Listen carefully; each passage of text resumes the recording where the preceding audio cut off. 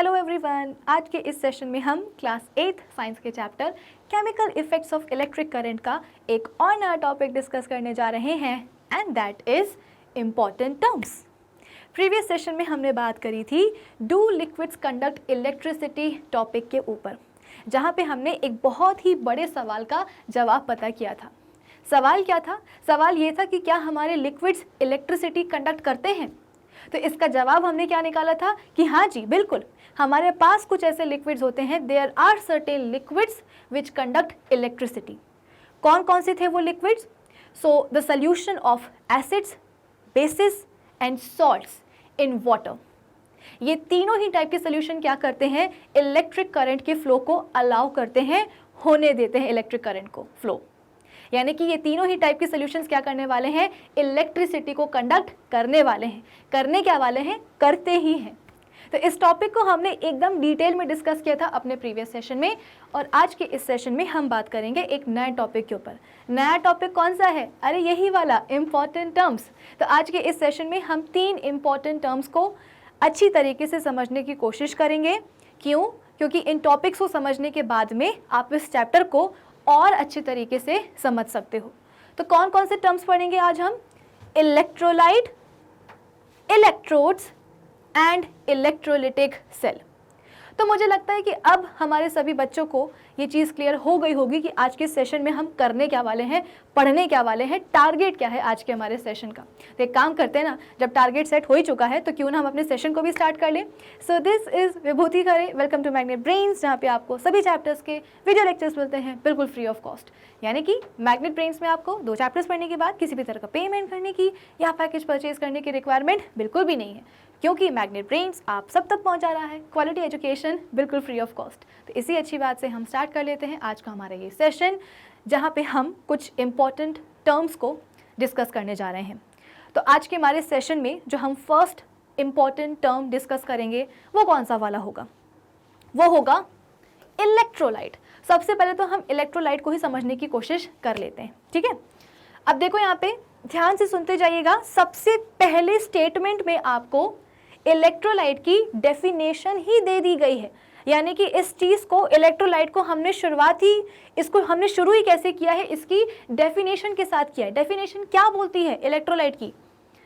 कि अ liquid or solution of a substance which can conduct electricity is called an electrolyte.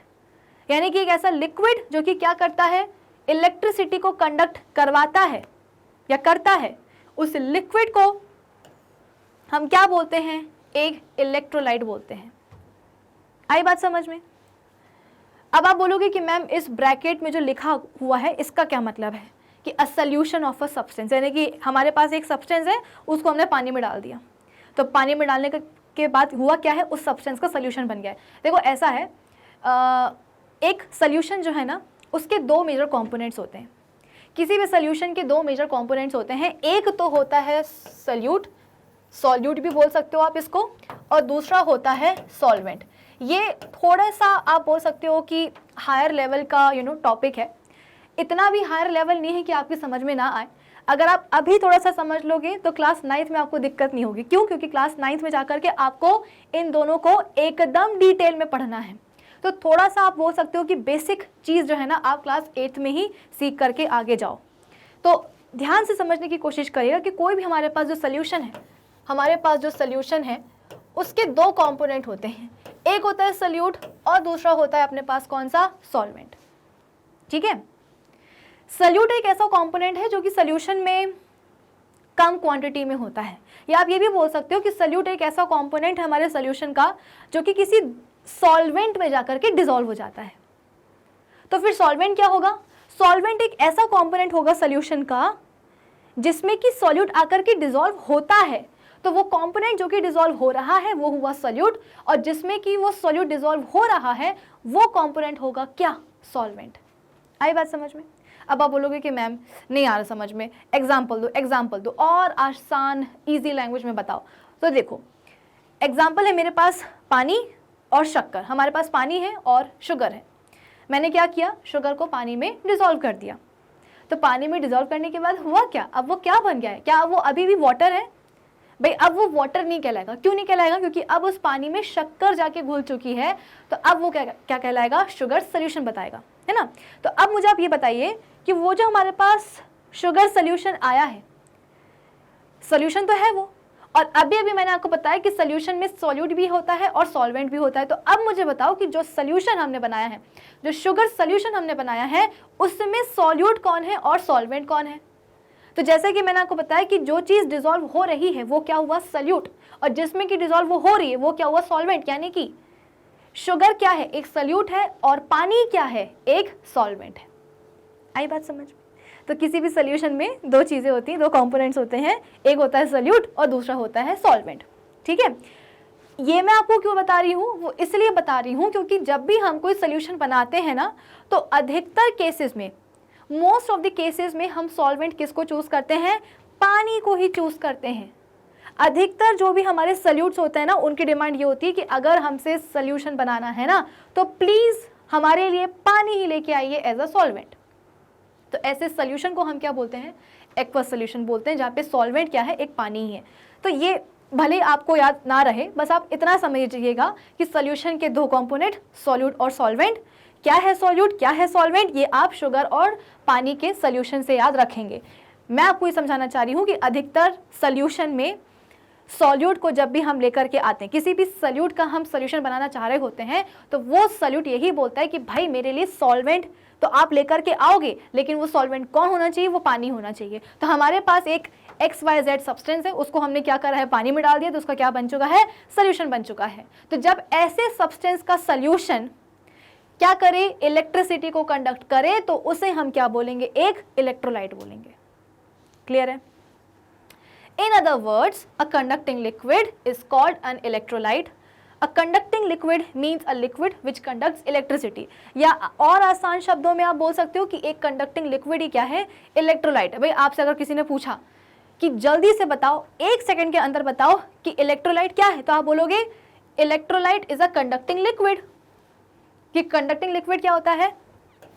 एक ऐसा liquid जो कि इलेक्ट्रिसिटी को कंडक्ट करता है। तो जिसने आपसे पूछा है ना, उसको ये पता होना चाहिए कि कंडक्टिंग लिक्विड क्या होता है। अगर उसे पता है तो फिर वो आपको जो है ना अपना गुरु मान लेगा कि भाई इसने तो बिल्कुल शॉर्टेस्ट टाइम में बता दिया कि इलेक्ट्रोलाइट क्या होता है। एक बहुत ही बेसिक सेंटेंस भी जो है ना अपना पूरा नहीं हुआ, एकदम इतू सा सेंटेंस में जो है ना आपने इलेक्ट्रोलाइट को समझा दिया कि भाई कंडक्टिंग लिक्विड ही क्या है? एक इलेक्ट्रोलाइट है।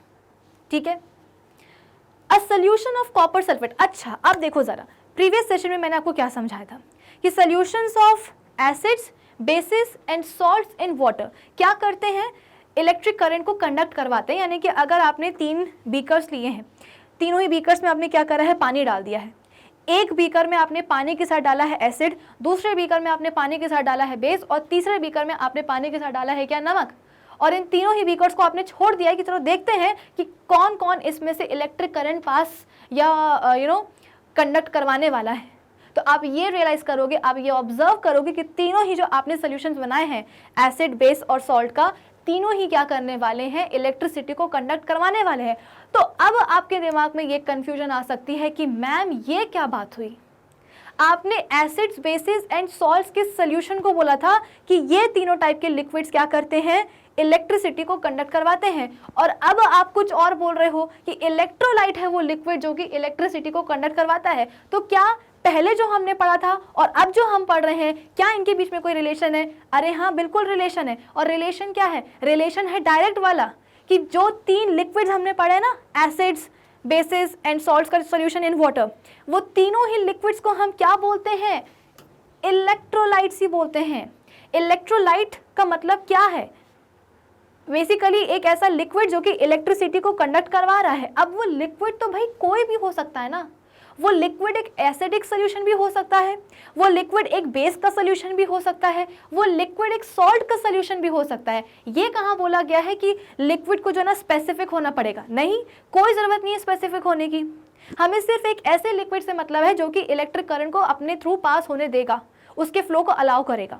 उसी लिक्विड को हम क्या बोलेंगे, एक इलेक्ट्रोलाइट बोलेंगे। तो प्रीवियस सेशन में हमने पढ़ा है कि लिक्विड्स या solutions of acid, basis and salts in water क्या करते हैं, इलेक्ट्रिक करंट को फ्लो करवाते हैं। तो वो तीनों की तीनों क्या कहलाएंगे, वो तीनों की तीनों कहलाएंगे हमारे इलेक्ट्रोलाइट्स। आई बात समझ में? A solution of copper sulphate in water is a liquid. Copper sulphate का जो बेसिकली कॉपर सल्फेट क्या होता है, एक सॉल्ट ही तो होता है ना, लिख देती हूँ मैं यहाँ पे कॉपर सल्फेट। तो कॉपर सल्फेट क्या है, एक सॉल्ट है। इसको जब हम पानी में डालेंगे तो ये क्या बन जाएगा भाई, एक लिक्विड बन जाएगा, है ना। Copper sulphate solution conducts electricity, therefore copper sulphate solution क्या है, एक इलेक्ट्रोलाइट ही है। जो भी लिक्विड इलेक्ट्रिसिटी को कंडक्ट करवा रहा है, चाहे वो एसिड का सोल्यूशन हो, चाहे वो बेस का सोल्यूशन हो, चाहे वो सॉल्ट का सोल्यूशन हो, वो सभी लिक्विड क्या कहलाएंगे, इलेक्ट्रोलाइट्स ही कहलाएंगे। अ conducting liquid or an electrolyte contains ions, positively charge ions and negatively charge ions. अब देखो ऐसा है, प्रीवियस सेशन में मैंने आपको एकदम डिटेल में समझाने की, एकदम बेसिक से समझाने की कोशिश करी थी कि मेटल्स जो कंडक्शन करवाते हैं इलेक्ट्रिक करंट का, वो अलग तरीके से होता है, और हमारे जो लिक्विड्स हैं, जो हमारे सोल्यूशंस हैं एसिड्स, बेसिस एंड सॉल्ट्स के, वो सोल्यूशन कुछ अलग तरीके से इलेक्ट्रिक करंट को कंडक्ट करवाते हैं। क्या फ़र्क होता है कि हमारे जो मेटल्स हैं ना, वो इलेक्ट्रॉन्स का यूज़ करते हैं, और हमारे जो एसिड, बेसिस एंड सॉल्ट्स का जो सोल्यूशन है वो क्या करते हैं, हमारे जो लिक्विड्स हैं वो क्या करते हैं, आयंस का यूज़ करते हैं इलेक्ट्रिक करंट को कंडक्ट करवाने के लिए। अब जैसे कि मैंने आपसे बोला कि वो सभी लिक्विड जो कि क्या करेंगे, इलेक्ट्रिक करंट को फ्लो करवाएंगे, उन्हें हम क्या बोलेंगे, इलेक्ट्रोलाइट बोलेंगे, है ना, इलेक्ट्रोलाइट्स। अगर एक से ज़्यादा है तो मतलब इलेक्ट्रोलाइट्स। अब आप बोलोगे कि मैम एसिड का सोल्यूशन, बेस का सोल्यूशन और सॉल्ट का सोल्यूशन, ये तीनों ही क्या है, इलेक्ट्रोलाइट्स हैं। क्या इसके अलावा कोई एक और सोल्यूशन आ सकता है जो कि क्या करे, इलेक्ट्रोलाइट बन सके? हो सकता है, या ये भी हो सकता है कि ये पॉसिबल ना हो। भाई हमें किससे मतलब है, हमें मतलब है लिक्विड या सोल्यूशन के अंदर प्रेजेंट आयंस से, क्योंकि अल्टीमेटली वो आयंस ही तो हैं जो कि फ्लो करेंगे और उनके फ्लो से इलेक्ट्रिक करंट बहेगा। अगर आयंस ही नहीं होंगे तो इलेक्ट्रिक करंट कैसे फ्लो हो पाएगा किसी भी सोल्यूशन में, किसी भी लिक्विड में? तो कुल मिलाकर के हमें सिर्फ और सिर्फ एक ऐसे सोल्यूशन या ऐसे लिक्विड की ज़रूरत है जिसके पास आयंस हो, और अगर उसके पास आयंस होंगे तो वो डेफिनेटली इलेक्ट्रिक करंट को कंडक्ट करवाएगा, फ्लो करवाएगा। तो एसिड का सोल्यूशन, बेस का सोल्यूशन या सॉल्ट का सोल्यूशन, इन तीनों में सिमिलैरिटीज़ क्या हैं? इन तीनों में कहने को तो एसिड अलग चीज़ है, सॉल्ट अलग चीज़ है, बेस अलग चीज़ है, लेकिन इन तीनों के ही सोल्यूशंस में सिमिलैरिटी क्या है? सिमिलैरिटी ये है कि इन तीनों के ही सोल्यूशंस में क्या प्रेजेंट होते हैं, आयंस प्रेजेंट होते हैं। और जहाँ आयंस आए वहाँ समझ लो उनका फ्लो शुरू हुआ, और जहाँ उनका फ्लो शुरू हुआ वहाँ पे समझ लो इलेक्ट्रिक करंट भी क्या होने लगा है, फ्लो होने लगा है। The flow of these ions conduct electricity through conducting liquid या electrolyte. The solutions of acids, bases and salts in water are electrolytes. ठीक है, इस पूरे सेंटेंस को आप हाईलाइट कर सकते हो, ये बहुत ही इंपॉर्टेंट चीज़ है कि एसिड्स, बेसिस एंड सॉल्ट्स के जो सोल्यूशन होते हैं किसमें, पानी में, वो क्या होते हैं, इलेक्ट्रोलाइट्स ही होते हैं। ठीक है, जैसे कि यहाँ पे आप देख सकते हो कि हमारे पास एक कंटेनर है, कंटेनर में हमने क्या करा हुआ है, कॉपर सल्फेट का सोल्यूशन डाला हुआ है। सोल्यूशन का मतलब क्या है कि कॉपर सल्फेट तो हमने ले ही लिया, प्लस हमने यहाँ पे पानी भी ले लिया। पहले मैंने आपको बताया था कि कॉपर सल्फेट कैसा दिखता है, ब्लू कलर का क्रिस्टलाइन सॉलिड होता है ना, इसके छोटे छोटे से क्रिस्टल्स प्रेजेंट होते हैं ब्लू कलर के।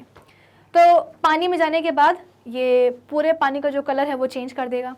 अब क्या होगा, जैसे ही हम इलेक्ट्रिक करंट पास करवाएंगे कॉपर सल्फेट सोल्यूशन में, ये टूटने लगेगा। किस में टूटेगा, तो कॉपर आयंस में और सल्फेट आयंस में।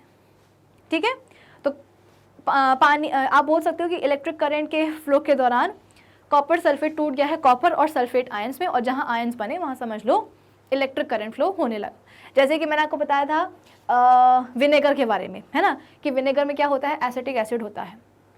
जैसे कि हमने HCl के बारे में पढ़ा कि HCl एक एसिड है, इलेक्ट्रिक करंट आएगा तो ये H पॉजिटिव और Cl नेगेटिव आयंस में टूट जाएगा।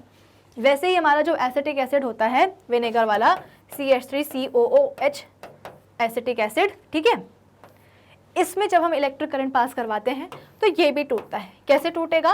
तो CH3COO नेगेटिव आयंस में और H पॉजिटिव आयंस में। तो कुल मिलाकर के हमें बस आयंस चाहिए हैं। अब वो एसिड के सोल्यूशन से मिले, बेस के सोल्यूशन से मिले या सॉल्ट के सोल्यूशन से मिले, डजंट मैटर एट ऑल, हमें सिर्फ आयंस चाहिए। जहाँ आयंस हमें मिलेंगे वहाँ पे हम उस सोल्यूशन को, उस लिक्विड को डिक्लेयर कर देंगे क्या, कि भाई ये है क्या, इलेक्ट्रोलाइट, क्योंकि इसके पास आयंस है, और अगर आयंस है तो इलेक्ट्रिसिटी का कंडक्शन तो 100% पॉसिबल है।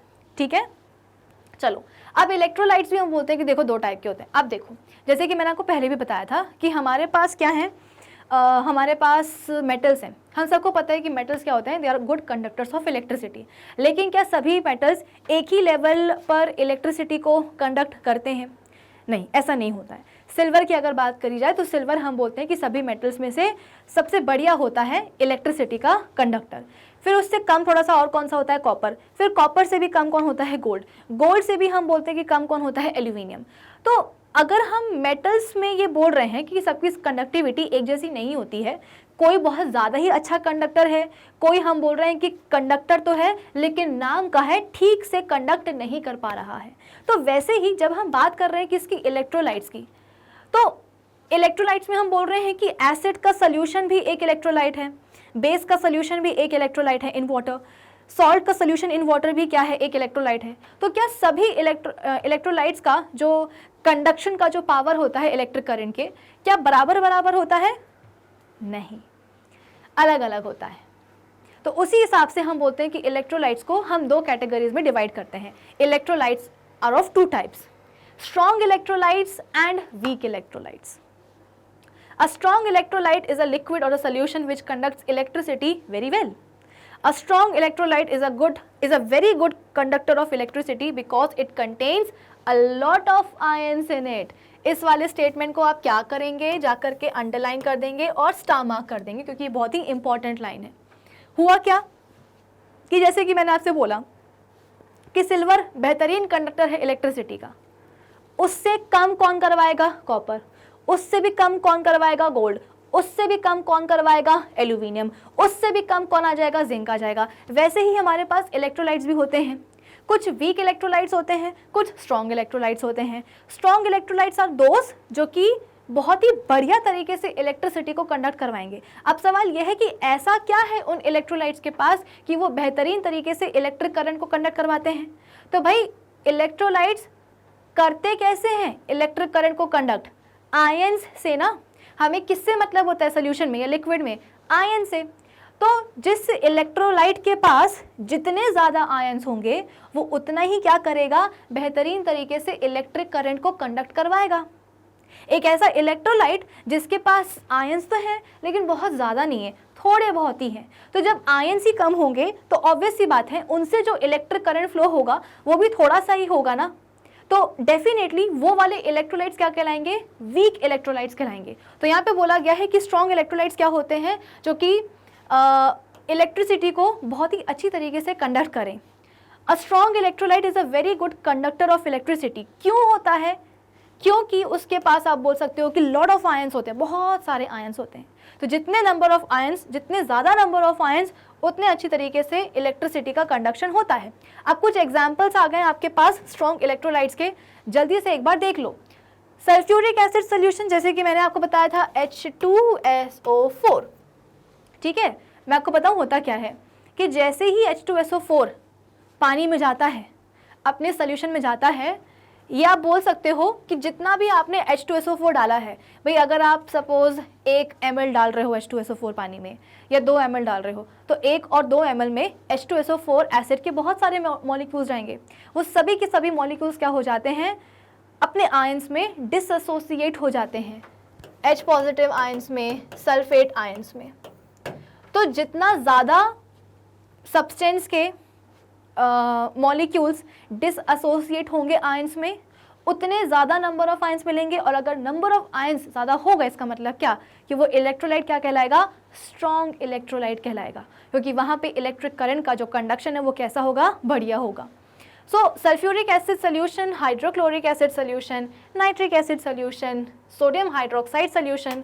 सोडियम हाइड्रोक्साइड मतलब क्या? ये NaOH, कॉस्टिक सोडा।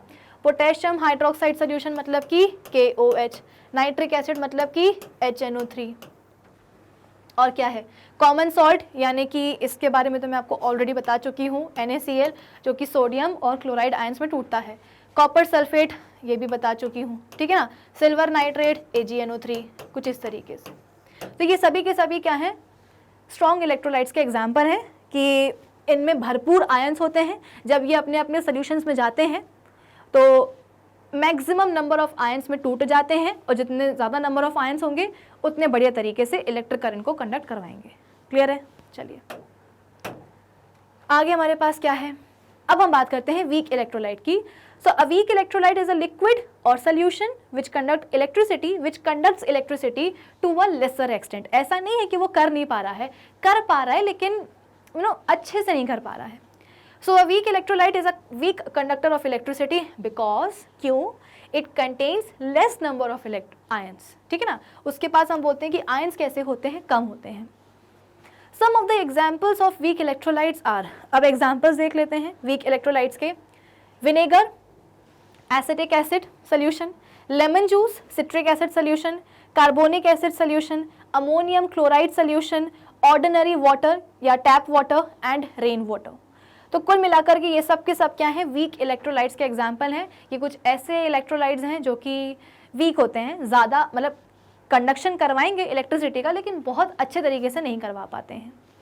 क्लियर है? चलिए आगे बढ़ जाते हैं। अब हम आगे हमारे पास क्या है, तो ये एक पिक्चर के फॉर्म में जो है ना आपको एक्सप्लेन करने की कोशिश की जा रही है कि हमारे पास हम अलग अलग लिक्विड्स की इलेक्ट्रिकल कंडक्टिविटी को देख रहे हैं। तो यहाँ पे आप बोल सकते हो कि इस बीकर में जो भी सोल्यूशन है, जो भी लिक्विड है, उस पर बहुत सारे आयंस आपको दिखाई दे रहे होंगे। तो अगर आयन ज़्यादा है इसका मतलब वो इलेक्ट्रोलाइट कैसा होगा, स्ट्रॉन्ग होगा। अब यहाँ पे ऐसा नहीं है कि सोल्यूशन में आपको आयंस दिखाई नहीं दे रहे हैं लेकिन कम है, इसके कंपेरिजन में कम है, तो डेफिनेटली कैसा होगा, वीक इलेक्ट्रोलाइट होगा। और यहाँ पे तो हम बोल रहे हैं कि आयंस है ही नहीं, यहाँ पे तो सब क्या है, मॉलिक्यूल्स ही मॉलिक्यूल्स है। तो ऐसा लिक्विड जिसके पास आयंस हो ही ना, तो फिर वो इलेक्ट्रिसिटी को कंडक्ट कैसे करवाएगा।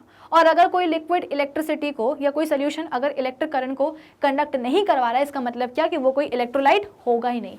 ये स्ट्रॉन्ग है, ये वीक है, और ये डब्बा है, यानी कि ये कुछ नहीं है। ठीक है, चलो आगे बढ़ जाते हैं। तो हमने एक टर्म, तीन में से एक टर्म तो हमने समझ लिया है, कौन सा वाला, इलेक्ट्रोलाइट। अब हम बात करते हैं अपने नेक्स्ट टर्म की। नेक्स्ट टर्म कौन सा है, electrodes. So a solid electrical conductor through which an electric current enters or leaves something like a dry cell or an electrolytic cell is called an electrode। यानी कि electrode क्या होता है, एक सॉलिड इलेक्ट्रिकल कंडक्टर होता है जिसके through electric current क्या करता है, एंटर करता है और बाहर निकलता है। तो उसी को हम क्या बोलते हैं, इलेक्ट्रोड बोलते हैं। इलेक्ट्रोड्स कार्बन रॉड्स होते हैं या मेटल के रॉड्स होते हैं, depending upon whether where they are being used, कहाँ उनको यूज़ किया जा रहा है उसके हिसाब से। तो कभी हम कार्बन की रॉड्स लेते हैं, कभी हम बोलते हैं कि हम मेटल की रॉड्स ले रहे हैं। अधिकतर मेटल की ही रॉड्स ली जाती हैं।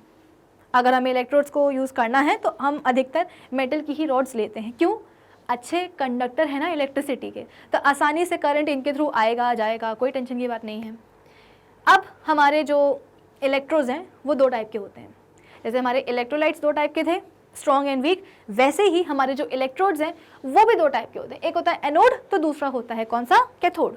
अब देखो यहाँ पे क्या लिखा गया है, the electrode which is connected to the positive terminal of the battery gets positively charged and the positively charged electrode is called anode। देखो एक मैं आपको बात बताती हूँ, आप चाहे क्लास 8 में चले जाओ, मतलब क्लास 8 में तो आप हो ही, क्लास 9 में चले जाओ या क्लास 10th में चले जाओ, एनोड और कैथोड की एक एक जो डेफिनेशन है ना ये वाली, ये हमेशा ही आपको मिलने वाली है कि एनोड क्या होता है, पॉजिटिवली चार्ज्ड इलेक्ट्रोड, कैथोड क्या होता है, नेगेटिवली चार्ज्ड इलेक्ट्रोड।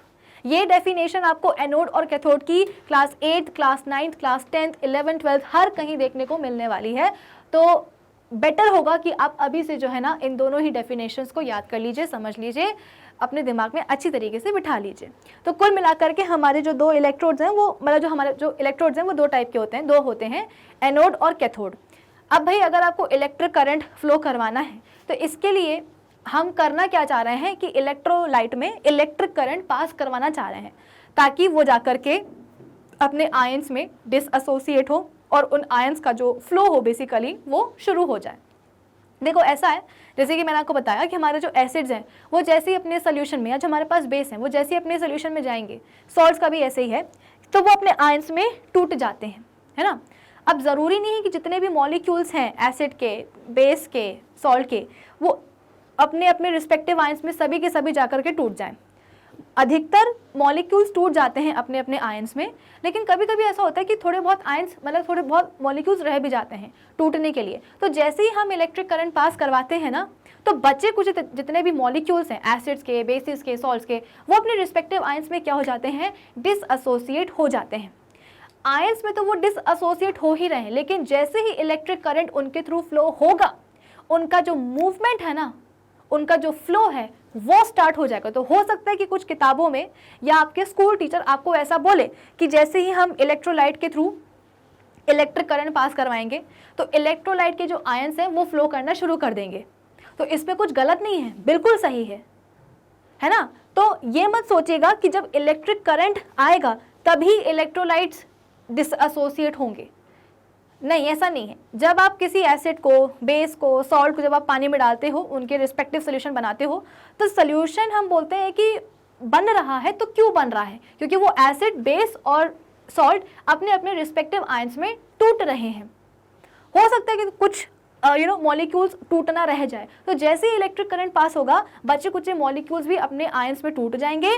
टूटने के बाद क्या होगा, इलेक्ट्रिक करंट आया है तो वो अपना दौड़ना जो है शुरू कर देंगे, वो अपना फ्लो करना शुरू कर देंगे। ठीक है, तो दोनों चीज़ें मैंने आपको समझा दी हैं। तो हम कहाँ थे? हम यहाँ थे कि हमारे पास, हाँ, तो सीधी सी बात है, अगर आप इलेक्ट्रोलिसिस या आप इलेक्ट्रोलाइट के थ्रू इलेक्ट्रिक करंट को फ्लो करवाना चाहते हो तो इसके लिए आपको आयंस चाहिए रहेंगे।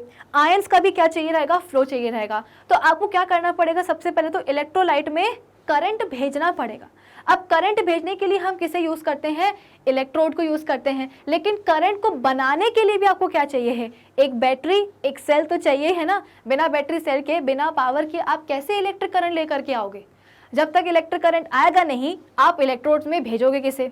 अगर इलेक्ट्रोड्स में इलेक्ट्रिक करंट आएगा नहीं तो फिर जाएगा कौन? इलेक्ट्रोलाइट में। अगर इलेक्ट्रोलाइट में इलेक्ट्रिक करंट जाएगा नहीं तो फिर वो फर्दर डिसएसोसिएट कब होंगे आयंस, या अगर हो भी गए हैं तो फिर आयंस फ्लो कैसे करेंगे? कुछ ऐसे। तो पूरा लिंक बना हुआ है। तो कुल मिलाकर के आपको एक बैटरी या एक सेल तो लेना ही पड़ता है। ठीक है, बैटरी का एक पॉजिटिव टर्मिनल होता है और एक नेगेटिव टर्मिनल होता है। तो बैटरी के पॉजिटिव टर्मिनल से जो इलेक्ट्रोड जुड़ा होता है वो क्या हो जाता है? पॉजिटिवली चार्ज हो जाता है। भाई ऑब्वियस सी बात है ना, बैटरी का एक पॉजिटिव टर्मिनल है, एक नेगेटिव टर्मिनल है। जैसे कि ये आपकी बैटरी है, ठीक है, ये हो गया क्या? उसका पॉजिटिव टर्मिनल, और ये हो गया उसका नेगेटिव टर्मिनल। तो वो वाला इलेक्ट्रोड जो कि हमारे बैटरी के पॉजिटिव टर्मिनल से जुड़ा हुआ है वो क्या हो जाएगा? पॉजिटिवली चार्ज्ड इलेक्ट्रोड हो जाएगा। और इस पॉजिटिवली चार्ज्ड इलेक्ट्रोड को हम क्या बोलते हैं? प्यार से एनोड बोलते हैं। सिमिलरली हमारी बैटरी के नेगेटिव टर्मिनल से जो इलेक्ट्रोड जुड़ा रहता है उसके ऊपर हम बोलते हैं कि नेगेटिव चार्ज आ जाता है। तो नेगेटिवली चार्ज्ड इलेक्ट्रोड को हम क्या बोलते हैं? कैथोड बोलते हैं। आई बात समझ में? तो यहाँ पे वही चीज़ बोली जा रही है कि the electrode which is connected to the positive terminal of the battery gets positively charged. This positively charged electrode is called anode. The electrode which is connected to the negative terminal of the battery gets negatively charged. This negatively charged electrode is called what? Cathode. इतना आपको clear है? चलिए अब हम जल्दी से आगे बढ़ जाते हैं। तो बेसिकली इस पिक्चर से आपको एनोड और कैथोड को समझाने की कोशिश की जा रही है। इस पिक्चर में हो क्या रहा है? अगेन आपके पास एक बीकर है, उसमें आपने कुछ इलेक्ट्रोलाइट वगैरह डाले हुए हैं, ठीक है। अब आप चाहते हो कि इनके जो आयंस हैं वो फ्लो करना शुरू कर दें, तो क्या होगा? आप इलेक्ट्रोड डालोगे, दोनों ही इलेक्ट्रोड्स को आप आपस में, मतलब इलेक्ट्रोड्स आ कहाँ रहे हैं? आपके इलेक्ट्रोलाइट में आ रहे हैं ना। इलेक्ट्रोलाइट के अंदर आप बोल सकते हो कि आधा आधा, मतलब दोनों ही इलेक्ट्रोड्स को आप आधा आधा डिप करके रखते हो। आप ये भी बोल सकते हो कि दोनों ही इलेक्ट्रोड्स का जो एक एक एंड है वो इलेक्ट्रोलाइट में डिप्ड होता है, और जो बचे हुए 2 एंड्स हैं दोनों ही इलेक्ट्रोड्स के, उनको आप आपस में एक ऐसे बैटरी के थ्रू कनेक्ट करते हो। तो बैटरी का पॉजिटिव टर्मिनल जुड़ा हुआ है इस वाले इलेक्ट्रोड से, तो ये क्या हो जाएगा, एनोड हो जाएगा। और बैटरी का नेगेटिव वाला टर्मिनल जो कि जुड़ा हुआ है इस वाले इलेक्ट्रोड से, तो ये क्या बन जाएगा, कैथोड बन जाएगा। तो मैंने आपको अभी अभी समझाया कि एनोड क्या होता है, पॉजिटिवली चार्ज होता है, और हमारा जो कैथोड है वो कैसा होता है, नेगेटिवली चार्ज होता है। तो आप बोलोगे कि मैम आप इतना जोर क्यों दे रहे हो कि एनोड इज पॉजिटिवली चार्ज या कैथोड इज नेगेटिवली चार्ज। वो इसलिए क्योंकि ये जो आपके आयंस है ना इलेक्ट्रोलाइट में, ये आयंस भी तो अपने ऊपर एक चार्ज कैरी कर रहे हैं ना। मैंने आपको ये तो बता दिया कि इलेक्ट्रोलाइट क्या हो रहे हैं, अपने आयंस में डिसएसोसिएट हो रहे हैं, लेकिन अब इन आयंस का होगा क्या। आप बोलोगे कि मैम ये आयंस फ्लो करेंगे, जब ये फ्लो करेंगे तब हम बोलेंगे कि इलेक्ट्रिक करंट फ्लो होगा। सवाल ये है कि अब इन आयंस के नीचे क्या हम कोई मोटर फिट करने वाले हैं कि मोटर हमने ऑन करी और आयंस ने मूव करना या फ्लो करना शुरू कर दिया, बिल्कुल भी नहीं। तो सवाल ये है कि फिर आखिर ये आयंस बन तो गए हैं, लेकिन ये अब बने हुए आयंस फ्लो कैसे करेंगे। तो ये जो आपने 2 पॉजिटिवली और नेगेटिवली चार्ज इलेक्ट्रोड्स लगाए हैं ना, इन्हीं की बदौलत, क्यों, याद करो, पहले भी मैंने आपको कई बार बताया है कि अपोजिट चार्जेस क्या करते हैं, अट्रैक्ट करते हैं। Positive negative attract, positive positive ripple, negative negative ripple. तो जैसे ही क्या होगा, सपोज आपके जो इलेक्ट्रोलाइट हैं उसमें पॉजिटिव आयंस भी हैं और नेगेटिव आयंस भी हैं। अब जैसे ही नेगेटिव आयंस को पता चलेगा कि भाई ये जो इलेक्ट्रोड है ना इसके ऊपर क्या चार्ज है, पॉजिटिव चार्ज है, और पॉजिटिव नेगेटिव क्या करेंगे, अट्रैक्ट करेंगे, तो जितने भी नेगेटिव आयंस होंगे ना वो सभी के सभी क्या करेंगे, इस इलेक्ट्रोड से चिपकने की कोशिश करेंगे। आई बात समझ में। एक और चीज़ यहाँ पे समझ लो कि जो पॉजिटिव या बोल सकते हो कि जो नेगेटिव आयंस होते हैं उनको हम एनायन भी बोलते हैं, और जो पॉजिटिव आयंस हैं उनको हम कैटायन भी बोलते हैं। अब अगर इतना याद ना हो रहा हो तो दिक्कत की बात नहीं है, इतना समझ लो कि आपके इलेक्ट्रोलाइट्स में पॉजिटिव आयंस भी हैं, नेगेटिव आयंस भी हैं। तो जैसे ही नेगेटिव आयंस को पता चलेगा कि भाई यहाँ पे एक ऐसा इलेक्ट्रोड आया है जिसके ऊपर कैसा चार्ज है, पॉजिटिव चार्ज है, तो वो दौड़ते हुए कहाँ जाएंगे, पॉजिटिवली चार्ज इलेक्ट्रोड के ऊपर जाएंगे, उस पर चिपकने की कोशिश करेंगे। सिमिलरली जब पॉजिटिव आयंस को पता चलेगा कि भाई एक ऐसा इलेक्ट्रोड आया है जिसके ऊपर कैसा चार्ज है, नेगेटिव चार्ज है, यानी कि ऑपोजिट चार्ज है, तो वो क्या करेंगे, इलेक्ट्रोलाइट में सॉल्यूशन में दौड़ने की कोशिश करेंगे और दौड़ते दौड़ते कैथोड तक पहुंचेंगे और उससे चिपकने की कोशिश करेंगे। तो अब आपको समझ में आया कि इस सॉल्यूशन में जो आयंस पड़े हैं इलेक्ट्रोलाइट्स के, वो आखिर फ्लो करना शुरू क्यों करते हैं। वो इसलिए करते हैं क्योंकि आपने क्या किया है, 2 इलेक्ट्रोड्स डाले हैं और इन दोनों ही इलेक्ट्रोड्स पे आप चार्जेस लेकर के आए हो, ऑपोजिट चार्जेस, एक पे पॉजिटिव दूसरे पे नेगेटिव। कैसे लेकर के आए हो, क्योंकि आपने एक इलेक्ट्रोड को बैटरी के पॉजिटिव टर्मिनल से अटैच किया है और दूसरे इलेक्ट्रोड को आपने नेगेटिव टर्मिनल से कनेक्ट किया है। तो जब ऑपोजिटली चार्ज इलेक्ट्रोड्स आएंगे इलेक्ट्रोलाइट के अंदर, तो उनके जो आयंस होंगे ना वो क्या करेंगे, ऑपोजिट चार्ज वाले इलेक्ट्रोड की तरफ भागने की कोशिश करेंगे, उनकी तरफ अट्रैक्ट होकर के जाएंगे। ठीक है। अब यहाँ पे क्या लिखा गया है कि an arrangement having 2 electrodes kept in a conducting liquid या electrolyte in a vessel is called an electrolytic cell. यानी कि अब हम यहाँ पे तीसरा टर्म पढ़ने जा रहे हैं। तीसरा टर्म अपना कौन सा है, इलेक्ट्रोलाइटिक सेल। कि ये जो आप पूरा सिस्टम बनाया है ना, सेटअप बनाया है, बीकर है, उसके अंदर इलेक्ट्रोलाइट है, ठीक है, आपने जो है ना 2 इलेक्ट्रोड डाले हुए हैं, दोनों को ही आपने एक बैटरी या एक सेल से कनेक्ट किया गया है। तो ये इस पूरे सेटअप को हम क्या बोलते हैं, एक इलेक्ट्रोलिटिक सेल बोलते हैं। ये an arrangement having 2 electrodes kept in a conducting liquid in a vessel is called an electrolytic cell. For example, if we keep 2 carbon electrodes in a beaker containing acidified water, it will be an electrolytic cell. यानी कि जब हम एक acidified पानी में carbon के जब 2 electrodes रखेंगे तो वो पूरा का पूरा सेटअप क्या कहलाएगा, इलेक्ट्रोलिटिक सेल कहलाएगा। An electrolytic cell is used for carrying out chemical reactions या chemical changes by passing an electric current through the conducting liquid या इलेक्ट्रोलाइट। तो बेसिकली इलेक्ट्रोलिटिक सेल का हम यूज़ करते कब हैं, जब हमें केमिकल रिएक्शंस करवानी होती है। कैसे, इलेक्ट्रोलाइट के थ्रू इलेक्ट्रिक करंट को फ्लो करवा करके। द कंडक्टिंग लिक्विड्स और electrolytes are not as good conductors of electricity as metals are. तो बेसिकली अगर हम मेटल्स या इलेक्ट्रोलाइट को कंपेयर करेंगे तो डेफिनेटली मेटल्स इलेक्ट्रोलाइट से ज़्यादा बेहतर कंडक्टर्स होते हैं इलेक्ट्रिसिटी के। ऐसा नहीं है कि इलेक्ट्रोलाइट्स कर नहीं रहे हैं, कर रहे हैं, लेकिन मेटल्स की कंपैरिजन में थोड़े से वो कमज़ोर पड़ जाते हैं. So, in performing the activities on conduction of electricity through liquids, a single electric cell is not sufficient because it gives only a small amount of electric current.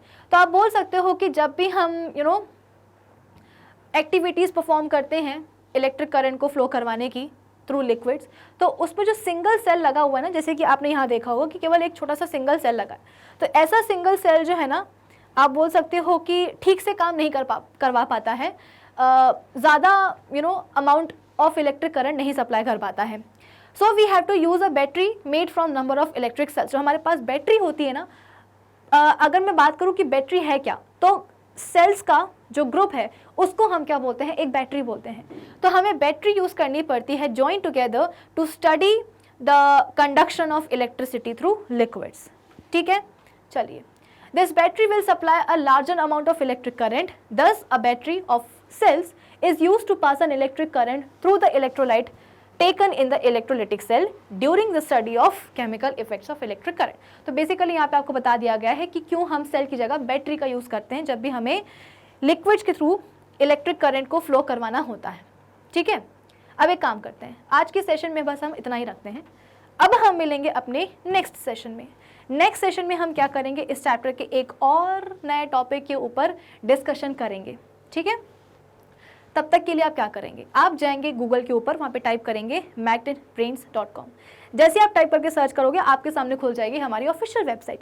जैसे ही आप हमारी ऑफिशियल वेबसाइट विजिट करोगे आपके सामने आएगा ये वाला page जहाँ पे लिखा रहेगा India's number 1 100% free online education platform. इस पेज को जब आप और स्क्रॉल करोगे तो आपके पास ऑप्शन आएगा एक्सप्लोर टॉप कोर्सेज का, जहाँ पे आपके पास क्लास 12th से लेकर के किंडरगार्टन तक के सभी कोर्सेज होंगे अवेलेबल. क्लास 8th पे आप कैसे जाओगे, 12th 11th 10th 9th, इसके बाद में आएगा 8th पे आप जैसे ही क्लिक करोगे सभी के सभी सब्जेक्ट्स आपके क्लास 8 साइंस के यहाँ पे आपको दिखने लगेंगे. 8th क्लास के आपको सभी सब्जेक्ट्स यहाँ पे दिखने लगेंगे. साइंस है, हिस्ट्री है, ज्योग्राफी है, मैथ्स है, हिंदी है, सब कुछ है. अब सपोज आपको क्लास 8 साइंस देखनी, तो आप कैसे देखोगे, ये जो आप यहाँ पे लिखा गया है ना क्लास 8 साइंस, इस पे आप टाइप करोगे या क्लिक करोगे. जैसे ही आप क्लिक करोगे आपके सामने आएगा ये वाला पेज जहाँ पे लिखा रहेगा क्लास 8 साइंस NCERT बाय विभूति खरे. अब अभी तक हमने जितने भी चैप्टर्स कर लिए हैं या जो भी हम कर रहे हैं उन सभी चैप्टर्स के सभी लेक्चर्स यहाँ पे आपको मिल जाएंगे. फॉर एग्जाम्पल हमारा जो फर्स्ट चैप्टर है क्रॉप प्रोडक्शन एंड मैनेजमेंट का, आपको वहीं से देखना शुरू करना है. तो आप क्या करोगे, देखो इस चैप्टर के टोटल 14 लेक्चर्स हैं और सभी के सभी 14 लेक्चर्स यहाँ पे आपको अवेलेबल हो जाएंगे.